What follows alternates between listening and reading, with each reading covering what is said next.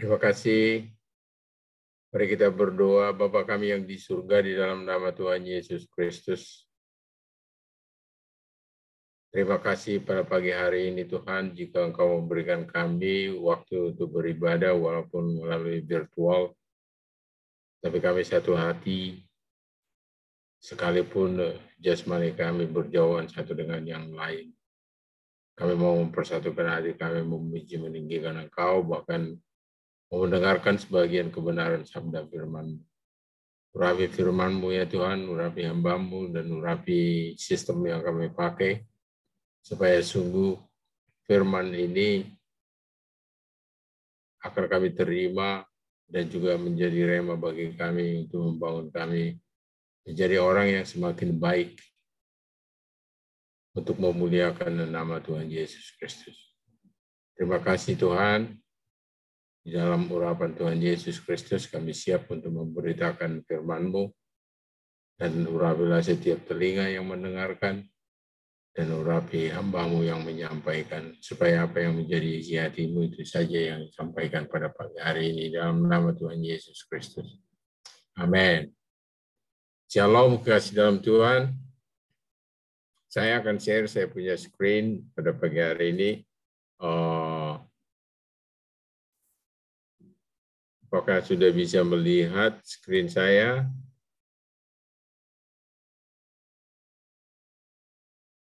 Amin. Amin, amin. Haleluya. Pada pagi hari ini, kasih dalam Tuhan, saya tergerak untuk membawa firman Tuhan yang mengandung pertanyaan bagi setiap kita, yaitu pertanyaan yang menanyakan diri kita masing-masing, sejauh mana kita atau Anda mengenal Tuhan Yesus Kristus. Semakin saya merenungkan pertanyaan ini, semakin banyak justru yang memang saya pribadi pun harus mampu menjawabnya, sejauh mana sebetulnya saya mengenal Tuhan Yesus Kristus. Kita tahu pengenalan itu relatif, kasih dalam Tuhan. Contoh, kita semua tahu bahwa presiden kita itu adalah Jokowi. Tetapi kita tidak mengetahui Jokowi itu mandat yang dia terimanya untuk menjadi sebagai seorang presiden, isinya apa? Atau mungkin kebiasaan-kebiasaan yang menyenangkan hati Jokowi itu belum tentu kita ketahui. Dan kekuasaan yang dia miliki sendiri pun ataupun kemampuan yang dia miliki sendiri pun belum tentu kita ketahui. Tetapi yang jelas bahwa kita semua sebagai masyarakat Indonesia tentu mengenal dia sebagai yang namanya Jokowi, Presiden Republik Indonesia. Demikian pula dengan Tuhan Yesus Kristus, Tuhan kita. Kita yang bukan orang Kristen sendiri pun mengenal Tuhan Yesus Kristus, yang mereka sebut sebagai Isai, sebagai nabi orang Kristen, dan sebagainya, sebutan-sebutan yang menunjukkan bahwa mereka sesungguhnya juga mengenal Tuhan Yesus Kristus. Dan kita pun banyak orang Kristen yang memang sudah tahu bahwa Tuhan Yesus Kristus adalah juru selamat kita. Tetapi apakah memang hanya juru selamat saja? Atau memang lebih dalam daripada itu yang semestinya kita harus mengenal? Ya. Yang pertama saya ambil dulu dari Yesaya pasal 61 ayat yang pertama, yaitu sebagai tema dari gereja kita pada tahun ini. Dan firman Tuhan berbicara sebagai berikut yang kita lihat di layar. Roh Tuhan Allah ada padaku oleh karena Tuhan telah mengurapi aku. Ia telah mengutus aku untuk menyampaikan kabar baik kepada orang-orang sengsara. Saya berhenti sedikit di kata kepada orang-orang sengsara ini. Kedatangan Tuhan Yesus Kristus sebetulnya ke dunia ini bukan saja hanya membawa keselamatan spiritual atau keselamatan yang kekal, tetapi juga membawa keselamatan kepada semua bangsa. Saya masih ingat kasih dalam Tuhan, kata sengsara ini sendiri adalah tentang penderitaan atau memang kehidupan yang masih boleh dikatakan ketinggalan. Dan saya ingat di kampung kami atau bagi rekan yang dari Sumatera Utara, salah satu kedatangan Kristus ke Tapanuli Utara pada khususnya adalah melalui hambanya Nomensen, Edward Ingwer Nomensen. Beliau datang untuk mengabarkan Injil, tapi bukan hanya itu juga.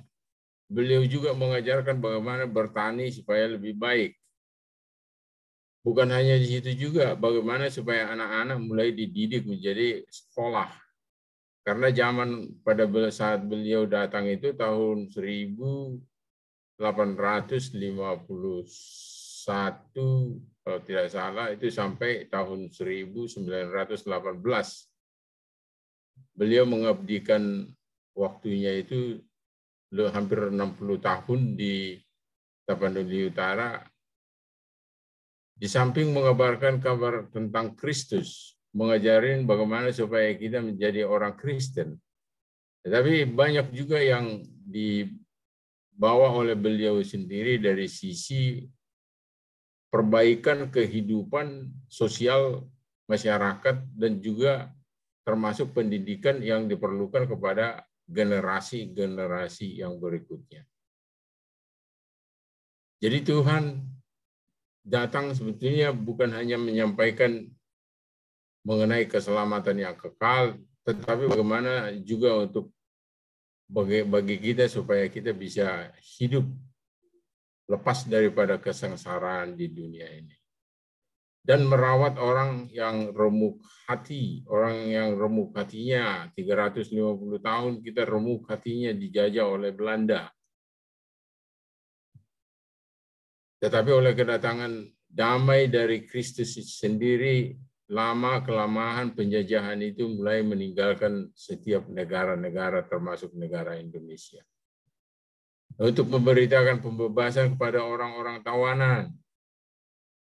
Ini berbicara tentang bagaimana kita yang tertawan dalam kehidupan okkultisme, kehidupan yang sesat, kehidupan yang tidak mengenal Tuhan, kehidupan yang terus di dalam dosa. Dan kita tertawan oleh karena kiri kanan kita dan juga komunitas kita masih tertawan.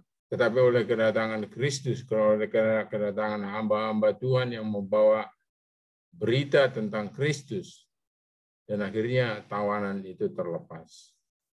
Dan kepada orang-orang yang terkurung, kelepasan dari penjara. Ini sama juga kasih dalam Tuhan yang terkurung, yang memang tidak bisa keluar daripada penjara kehidupan yang lama, yang terkurung di dalam kehidupan dosa. Dan akhirnya oleh karena kedatangan Kristus, ada damai, dan orang itu akhirnya lepas daripada keterpurukan. Jadi begitu luas arti dari kedatangan Tuhan Yesus Kristus sebetulnya di dalam kehidupan manusia itu. Saya, kalau mau saya saksikan, mungkin kalau pemberitaan firman dari Dr. Nomensen tidak sampai kepada Tapanuli, saya belum tentu sekarang ini menjadi orang Kristen. Karena kedatangan beliau sehingga kakek saya dan orang tua saya telah menjadi orang Kristen, dan orang tua saya mendidik saya menjadi seorang Kristen yang mengenal Yesus Kristus.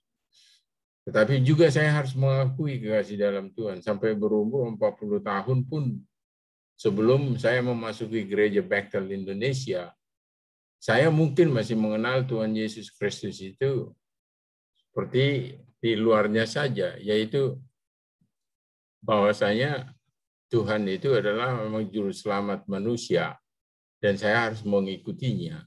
Namun untuk mengetahui bahwa Tuhan itu adalah Tuhan yang diurapin, Tuhan itu adalah juga juru selamat, dan juga Tuhan itu adalah Allah yang Maha Kuasa. Sejauh itu saya belum mengerti, sampai akhirnya memasuki Gereja Bethel Indonesia, dan disitulah saya dibentuk dan diajarin untuk semakin mengenal Tuhan Yesus Kristus, Tuhan kita. Dan pertanyaan ini tentu berlaku bagi setiap kita untuk mempertanyakan pada diri kita, dan kita lihat nanti di slide-slide yang berikutnya. Dan biarlah masing-masing kita mempertanyakan diri kita sejauh mana sesungguhnya kita telah mengenal Tuhan Yesus Kristus. Sehingga oleh karena pengenalan kita terhadap Tuhan Yesus Kristus, kita akan bisa hidup lebih tenang, bisa hidup mengandalkan Dia, dan bisa hidup memberikan kehidupan kita itu untuk memuliakan Dia. Mengenal Tuhan Yesus Kristus seutuhnya, saya catat di sini kekasih dalam Tuhan, yaitu Ia datang sebagai Kristus Mesias. Jadi ada 3 hal. Yesus datang itu sebagai Mesias, yaitu pribadi yang diurapi. Kemudian Ia datang juga sebagai Yosua, Yesus, penyelamat atau juru selamat manusia. Kemudian Ia yang adalah Tuhan sebagai Yehova, Allah yang Maha Kuasa, Allah yang perkasa, Allah yang Maha Mulia, Allah yang Maha Agung, Allah yang penuh kasih, dan Raja Damai, dan juga sahabat kita. Oleh karena Dia adalah Tuhan, Dia juga adalah sahabat kita. Jadi apakah memang ini semuanya kita sudah mengetahui dan menyadarinya, sehingga akan membantu kita untuk bisa menjalani hidup kita ini dengan mengetahui bahwa ada satu pribadi yang sungguh-sungguh kita kenal, yang mampu menolong kita di dalam setiap pergumulan kita. Ia datang sebagai Kristus Mesias yang diurapi. Di Matius 3 ayat 16 dan 17, sesudah dibaptis, Yesus segera keluar dari air, dan pada waktu itu juga langit terbuka, dan ia melihat Roh Allah seperti burung merpati turun ke atasnya, lalu terdengarlah suara dari surga yang mengatakan, inilah anakku yang kukasihi, kepadanya lah aku berkenan. Di dalam Alkitab satu-satunya firman Tuhan yang berbunyi seperti ini hanyalah ditujukan kepada Tuhan Yesus Kristus. Tidak ada suatu urapan yang datang kepada siapapun di antara hamba-hamba Tuhan ataupun nabi-nabi Tuhan yang diberikan kepada Tuhan Yesus Kristus. Yang suara dari surga yang menyatakan bahwa inilah anakku yang kukasihi. Hanya Yesus saja.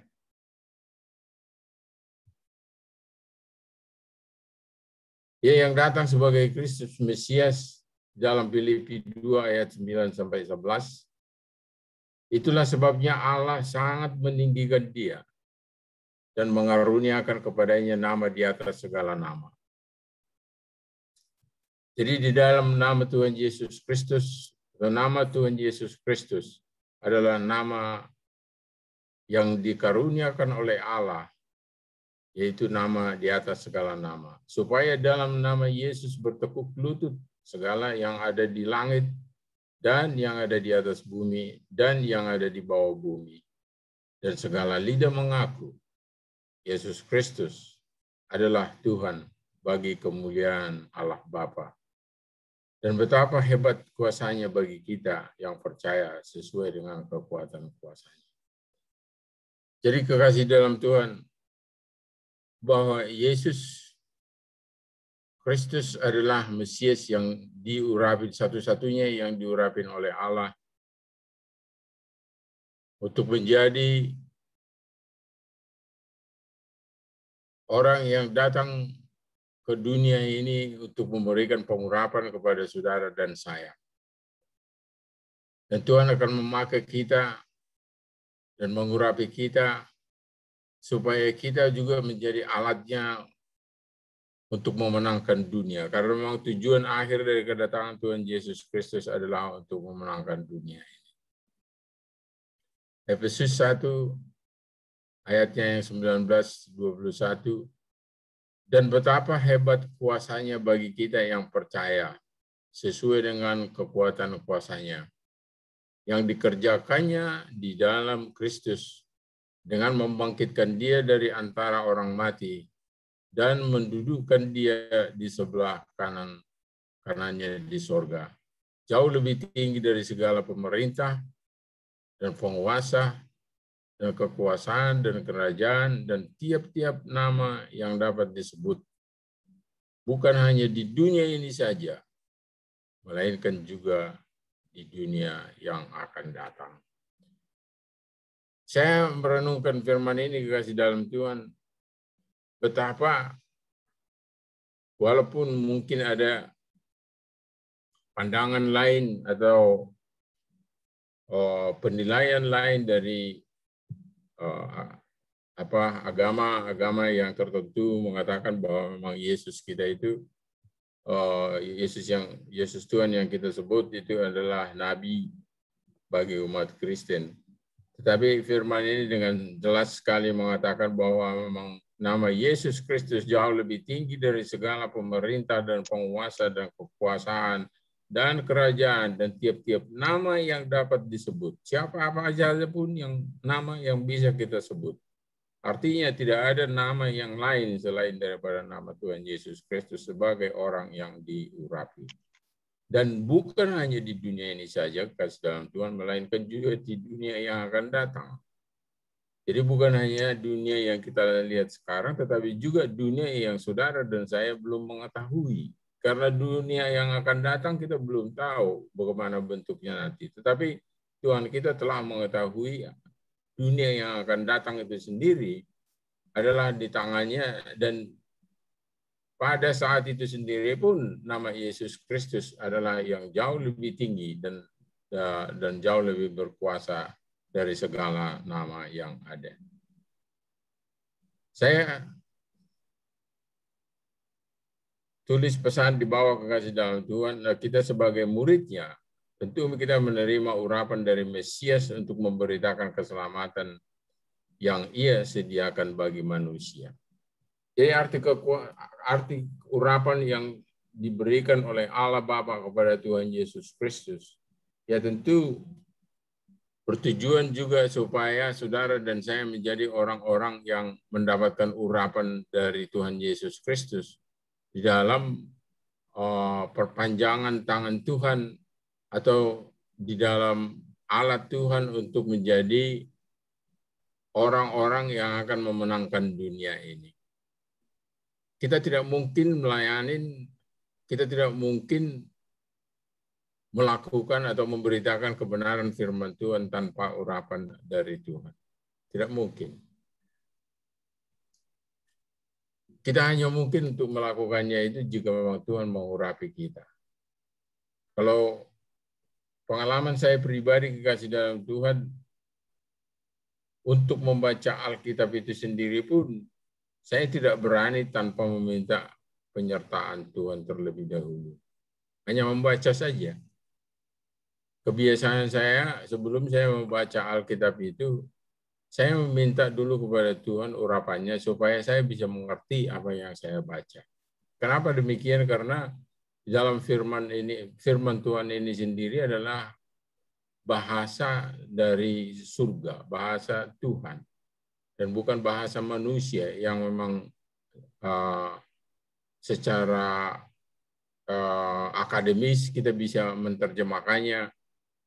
Tapi saya sangat yakin bahwa memang kita akan bisa mendapatkan pengertian yang seutuhnya jika urapan Tuhan ada pada kita. Jadi mari kekasih dalam Tuhan, salah satu pengenalan kita terhadap siapa Yesus Kristus yang sesungguhnya adalah Tuhan yang diurapi. Biarlah oleh urapan Tuhan yang turun atas Yesus sendiri, dan kiranya kita melangkah di dalam kehidupan kita supaya kita Tuhan pakai untuk menjadi alatnya yang senantiasa di dalam urapannya.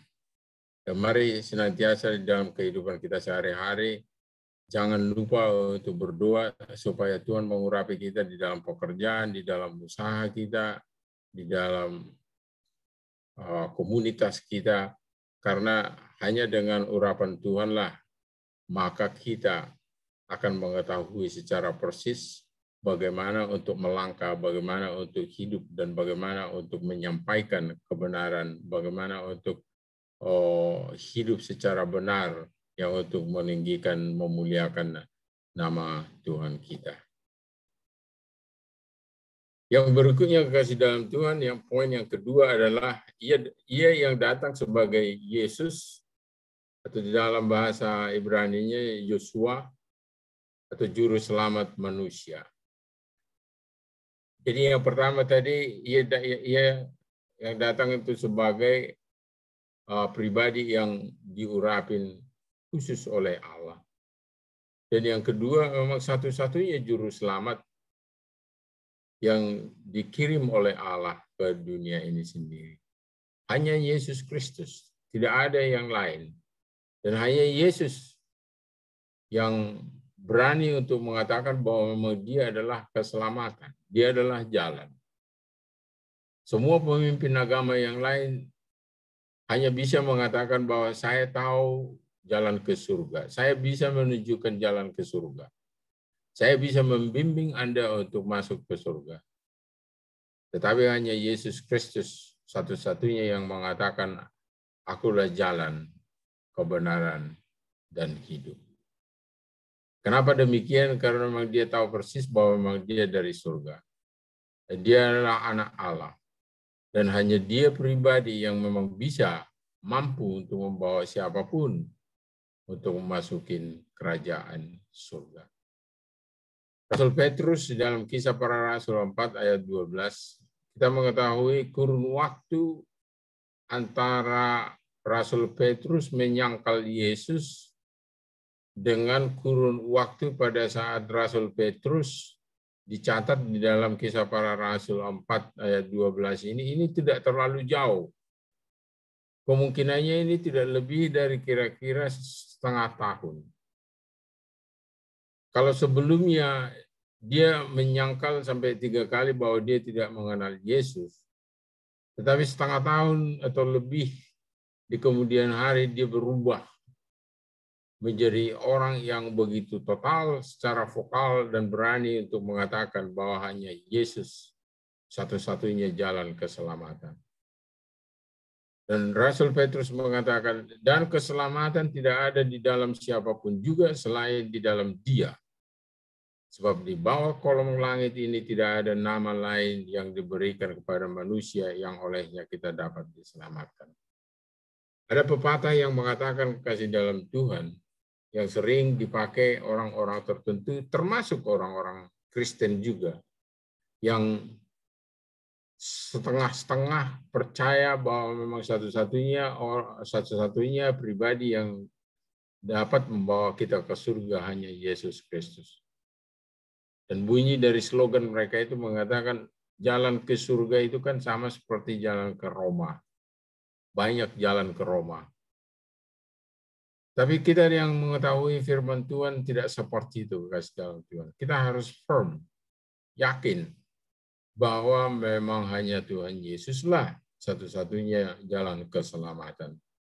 Tidak ada nama yang lain yang diberikan kepada manusia yang olehnya manusia dapat diselamatkan. Tidak ada. Hanya Yesus Kristus. Dan kedatangan Yesus Kristus jelas juga di Yohanes 3 ayat 17. Sebab Allah mengutus anaknya ke dalam dunia bukan untuk menghakimi dunia. Sekarang ini waktu Yesus datang kasih dalam Tuhan, bukan untuk menghakimi, untuk memperkenalkan dirinya sebagai Allah, supaya saudara dan saya mengerti, mengenalnya, mengetahui, dan mengerti siapa sesungguhnya Allah. Yesus mengatakan bahwa memang kita yang melihat Yesus kita yang berkomunikasi dengan Yesus sesungguhnya adalah orang yang berkomunikasi dengan Allah di surga. Dan Yohanes 3 ayat 17, sebab Allah mengutus anaknya ke dalam dunia bukan untuk menghakimi, melainkan untuk menyelamatkannya oleh Dia. Jadi saat ini kasih dalam Tuhan adalah saat penyelamatan. So, kedatangan Tuhan Yesus yang kedua tentu itu berbeda. Kedatangan Tuhan Yesus yang kedua, Dia akan datang sebagai Raja yang adil untuk mengadili setiap perbuatan manusia dan memberikan hukuman yang setimpal dan upah yang setimpal kepada setiap kita yang manusia. Artinya apa kasih dalam Tuhan? Kalau Yesus datang sebagai pribadi Yosua atau juru selamat manusia, tentu pelayanan dari Yesus selama kurang lebih 3 tahun kasih dalam Tuhan. Dan pemuridan mulai dari 12 orang, 120 orang, dan 500, dan sekarang kalau kita baca statistiknya dikatakan itu orang Kristen bisa mencapai 3,8 miliar jiwa di dunia ini sendiri. Diawalin dengan satu pribadi, yaitu Juru Selamat. Dan biarlah kiranya dunia yang sekarang yang kita sendiri pun saudara dan saya tidak bisa mengerti bagaimana Tuhan untuk bisa mewujudkan bahwa setiap lutut bertelut dan semua lidah mengaku bahwa Yesus Kristus adalah Tuhan bagi kemuliaan Allah Bapa. Dan itu pasti harus terjadi walaupun saudara dan saya belum mengetahui bagaimana cara Tuhan untuk melaksanakan itu. Tapi saya sangat percaya bahwa setiap firman Tuhan yang ada di dalam Alkitab ini sendiri adalah sesuatu yang harus terjadi. Hanya kita memang belum bisa membayangkan atau saya sendiri pun belum bisa mengetahui. Khususnya di negara kita kekasih dalam Tuhan yang mayoritasnya boleh dikatakan masih belum mengenal Tuhan Yesus Kristus sebagai Tuhan Juru Selamat. Tetapi Alkitab mengatakan memang suatu saat setiap lutut bertelut dan semua lidah mengaku bahwa Yesus Kristus adalah Tuhan. Dan kita yang sebagai orang Kristen tentu harus 100% yakin oleh karena itulah yang akan terjadi. Jadi yang Ia menyelamatkan kita supaya menjadi alat keselamatan bagi orang lain. Sudah tentu kasih dalam Tuhan seperti yang saya katakan tadi, kalau pemberitaan tentang atau kabar baik, firman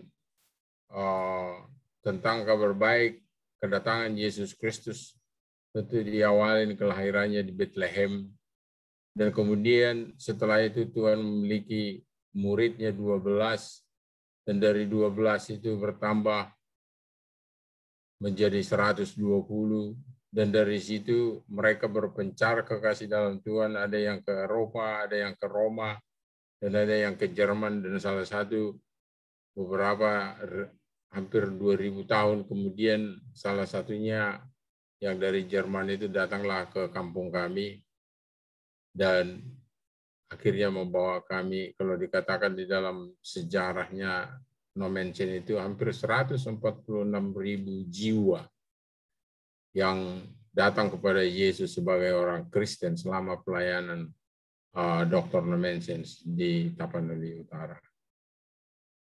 Maksudnya bagaimana kekasih dalam Tuhan, kita yang sudah diselamatkan juga harus menjadi alat keselamatan bagi orang lain.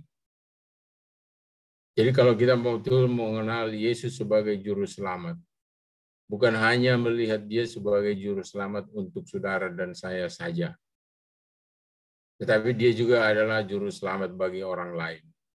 Dan dia juru selamat untuk orang lain itu melalui saudara dan melalui saya. Tentu kita masing-masing punya bobot apa yang menjadi kehendak Tuhan untuk dibebankan kepada kita untuk menjadi juru selamat, untuk menjadi alat keselamatan bagi orang lain. Tentu ada yang menjadi pendeta, ada juga yang menjadi pastor, ada juga yang menjadi penginjil, ada juga yang mungkin hanya sebagai seorang pekerja, tetapi di tempat pekerjanya dia akan memberitakan kehidupan Tuhan dan akan mendemonstrasikan kehidupan juru selamat di dalam hidupnya. Itu pun sebuah penginjilan kasih dalam Tuhan. Ada juga oleh orang Kristen yang memang dengan rasa sosialnya yang tinggi, membantu orang-orang yang miskin, dan itu sebagai gambaran daripada perbuatan Tuhan Yesus Kristus yang dialami dalam hidupnya, sehingga dia menyalurkan kebaikan Tuhan Yesus itu kepada orang lain. Itu semua adalah cara atau suatu jalan yang Tuhan pakai bagi setiap pribadi kita, supaya kita yang diselamatkan, yang telah diselamatkan, menjadi juga alat keselamatan bagi orang lain.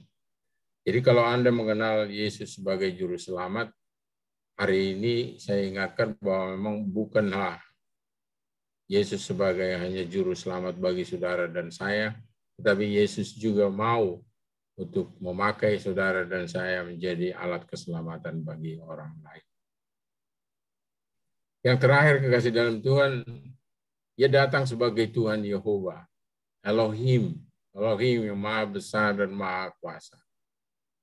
Di dalam Yesaya 40 ayat 15 sampai 18 ini, kalau kita lihat kasih dalam Tuhan bahwa saudara dan saya dan dunia ini sendiri pun itu sebetulnya itu sangat terlalu kecil bagi Allah.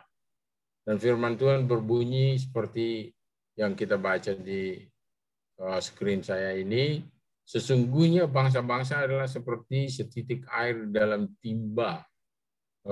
Saudara bayangkan timba itu sendiri mungkin isinya mungkin 1 liter atau berapa, ada mungkin yang 1,5 liter. Setitik air itu sendiri adalah mungkin hanya 1 milimeter saja.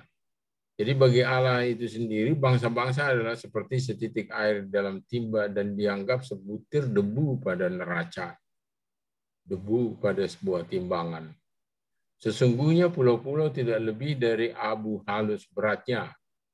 Libanon tidak mencukupi bagi kayu api dan marga satwanya tidak mencukupi bagi korban bakarannya. Dengan kata lain, Libanon terkenal sebagai hutan yang memproduksi banyaknya kayu.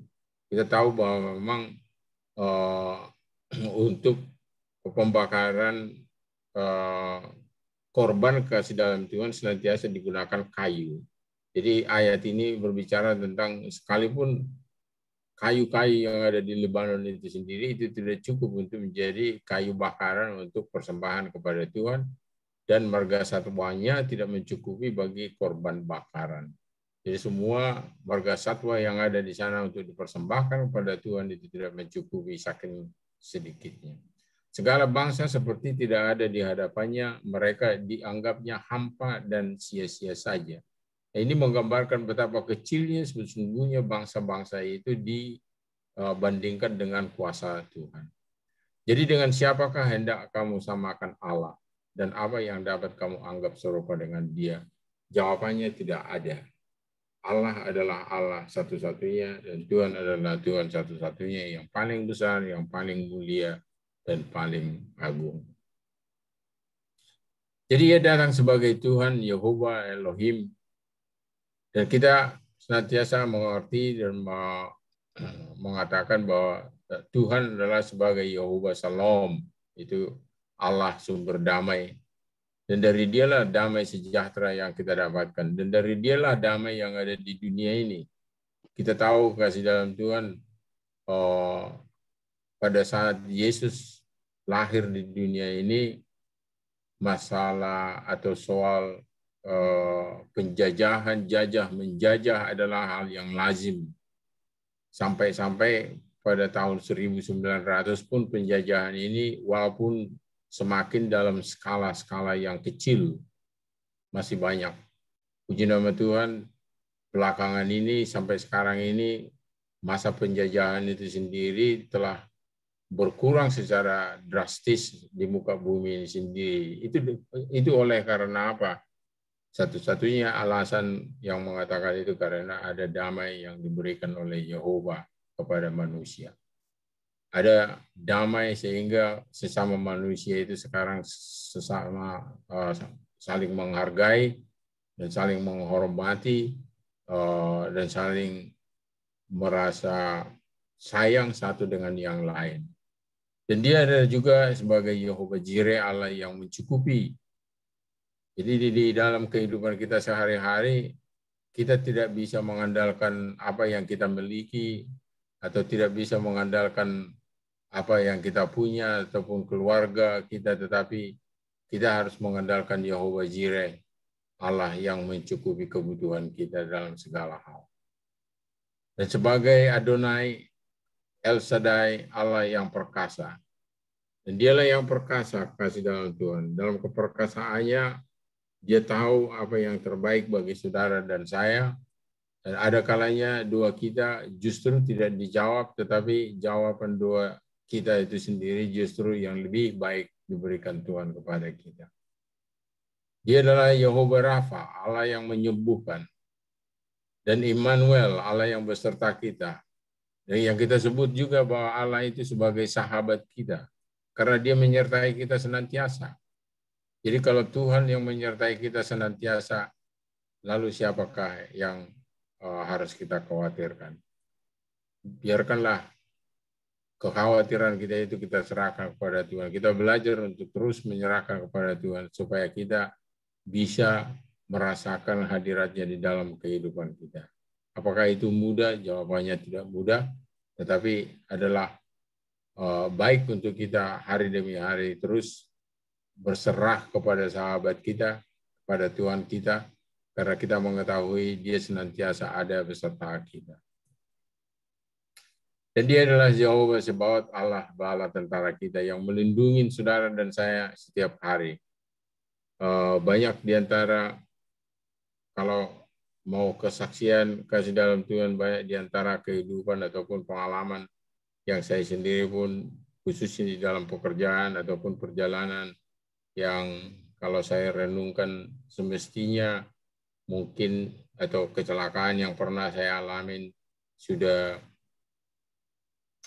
membawa akibat yang lebih parah daripada apa yang saya rasakan. Tetapi saya yakin oleh karena Yehovah Sebaot lah, Allah bala tentara kita yang melindungi kita dari peristiwa-peristiwa itu sehingga tidak membawa hal-hal yang lebih fatal di dalam kehidupan kita.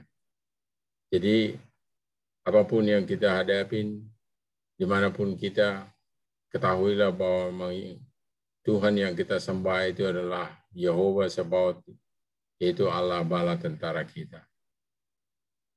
Sebagai yang terakhir kasih dalam Tuhan, itu di Yesaya 41 ayat 10. Dan Allah bersabda, oleh karena itu, janganlah takut sebab aku menyertai engkau. Dan janganlah bimbang sebab aku ini Allahmu. Aku akan meneguhkan, bahkan akan menolong engkau. Aku akan memegang engkau dengan tangan kananku yang membawa kemenangan. Tuhan yang kita sembah, Tuhan Yesus Kristus yang kita sembah adalah Tuhan. Dan dialah yang berjanji kepada saudara dan saya. Pribadi Kristus.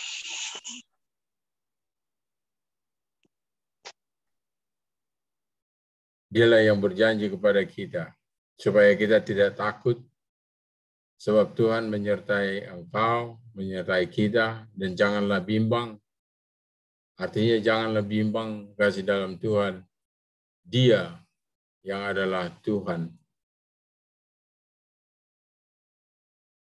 adalah Tuhan yang sesungguhnya.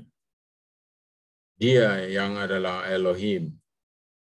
Hanya dia yang berkuasa. Tidak ada Allah lain yang lebih berkuasa daripada Tuhan Yehovah Elohim kita. Aku akan meneguhkan engkau. Meneguhkan berbicara tentang bahwa mengokohkan kita sebagai orang yang telah dipilih dan bahkan akan menolong kita.